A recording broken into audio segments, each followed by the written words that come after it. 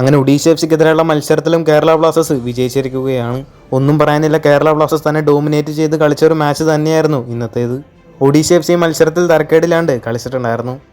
ഇന്നത്തെ മത്സരത്തിൽ കെവിൻ യോക്കിൻ്റെ പ്രകടനം എടുത്തു പറയേണ്ടതാണ്. മാത്രമല്ല ഗോൾ കീപ്പറായിട്ടുള്ള അർഷ് ഷെയ്ഖും മികച്ച രീതിയിൽ തന്നെ കളിച്ചിട്ടുണ്ടായിരുന്നു. നല്ല സേവുകളെല്ലാം അർഷിൻ്റെ ഭാഗത്തുനിന്ന് കണ്ടിട്ടുണ്ടായിരുന്നു. ഇന്നത്തെ മത്സരത്തിൽ സസ്പെൻഷൻ കാരണം കൊണ്ട് തന്നെ കോച്ച് ആഷ്ലി വെസ്റ്റ്വുഡ് ഉണ്ടായിരുന്നില്ല. പീറ്റർ ഹാർട്ട്ലി ആയിരുന്നു കേരള ബ്ലാസ്റ്റേഴ്സിനെ ഇന്ന് നയിച്ചത്. 12 മിനിറ്റിൽ തന്നെ വിക്ടർ ബെർത്തമിയുടെ മികച്ചൊരു ഫിനിഷിങ്ങിലൂടെ കേരള ബ്ലാസ്റ്റേഴ്സ് ആദ്യ ഗോൾ നേടുകയായിരുന്നു. അതിനുശേഷം റഹീം അലിയിലൂടെ ഒഡീഷ എഫ് സി മറുപടി ഗോൾ നൽകുകയായിരുന്നു. കേരള ബ്ലാസ്റ്റേഴ്സ് തുടർന്ന് നല്ലപോലെ അറ്റാക്ക് ചെയ്ത് കളിക്കുകയും ഒരുപാട് അവസരങ്ങൾ ക്രിയേറ്റ് ചെയ്യാനും ബ്ലാസ്റ്റേഴ്സിന് സാധിച്ചിട്ടുണ്ട്. കെവിൻ യോക്കിൻ്റെ പ്രകടനമെല്ലാം എടുത്തു പറയേണ്ടതാണ്.